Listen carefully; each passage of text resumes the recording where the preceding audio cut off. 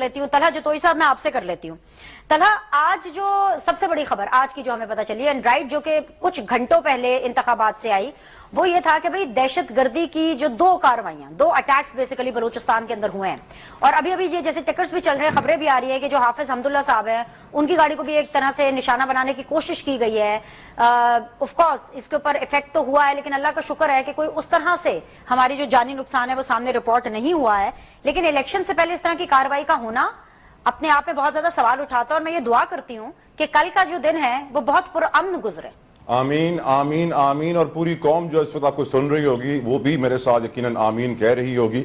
लेकिन हम जानते हैं कि जब इलेक्शन में 13 घंटे बच जाते हैं वोटिंग के अमल में, तो फिर जो अल्फाज, जो इस्तिलाहें इस्तेमाल होती हैं ब्रॉडकास्ट में, वो होती हैं pre poll manoeuvring, pre poll manipulation, pre poll rigging, और लॉ एंड ऑर्डर सिचुएशन भी इन सारी चीजों से कनेक्टेड है। और यकीनन बलूचिस्तान और केपीके की लॉ एंड ऑर्डर सिचुएशन हर पाकिस्तानी के लिए काफी वक्त से परेशान कुन है।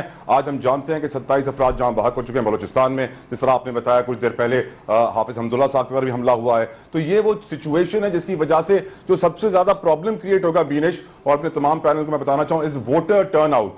आज जो मेरी नजर में सबसे इंपॉर्टेंट इशू डिस्कस करने के लिए है कि हम वोटर टर्नआउट को किस तरह 70-80% तक लेकर जाएं, क्योंकि ये दहशतगर्दी हो या फिर कोई और कार्रवाई हो इलेक्शंस को मनूवर करने के लिए, मैनिपुलेट करने के लिए, इसका इंपैक्ट डायरेक्टली वोटर टर्नआउट पर होता है। लेकिन हमें as a media institution, as journalist, हमारी जिम्मेदारी है कि हम हर पाकिस्तानी को आज मोटिवेट करें, उनका मोराल बुलंद करें कि अगर उन्होंने वोट दिया तो पाकिस्तान सही ट्रैक पे आ जाएगा। मैं तो ये कहता हूं और कहता आया हूं अपने प्रोग्राम में कि कानून साजी होनी चाहिए, हर पाकिस्तानी पर फर्ज होना चाहिए कि वो वोट जरूर दे। हां, कोई मजबूरी हो तो बता दिया जाए, वरना जुर्माना या सजा। यहां तक कि 6 लाख हमारे जवान है पाक फौज में, उनके ऊपर लाजिम होना चाहिए। 20 लाख ब्यूरोक्रेट्स हैं पाकिस्तान में, उनके ऊपर लाजिम होना चाहिए वोट जरूर दें। अगर रियासत के तमाम इदारों पर, लोगों पर लाजिम होगा तो लोग भी निकलेंगे। और अगर 70-80% वोटर टर्नआउट हो गया तो पाकिस्तान का मुस्तकबिल बदल जाएगा, जमहूरियत मुस्तहकम हो जाएगी, मईशत बेहतर हो जाएगी, मुआशरत में बेहतरी आ जाएगी।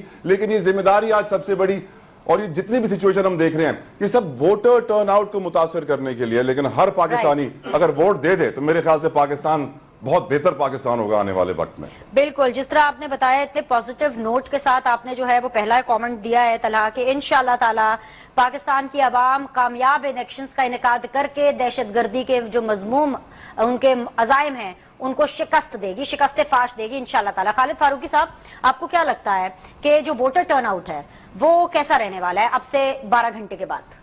देखिए बिनेश, अभी तो फौरी कुछ नहीं कहा जा सकता। जो पिछले इंतखाबात हुए थे उसमें तो ये बात तय थी कि पीटीआई के लोग वोट डालने के लिए निकलेंगे, बाकी जमातों के लोग जो हैं वो वोट डालने के लिए निकलेंगे। लेकिन सुबह के बारे में अभी जो इबहाम है वो पीटीआई के वोटर्स के बारे में है। अगर तो वो अपने कायदीन की, अपने कायद की अपील पर निकलते हैं तो फिर तो बड़ी अच्छी बात है।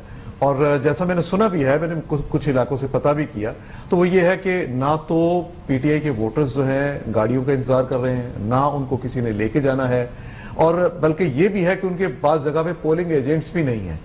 इसके बावजूद पीटीआई के लोगों में ये ख्याल है कि वो वोट डालने के लिए इंडिविजुअली, ग्रुपों की शक्ल में, जिस तरह भी है वो जरूर जाएंगे।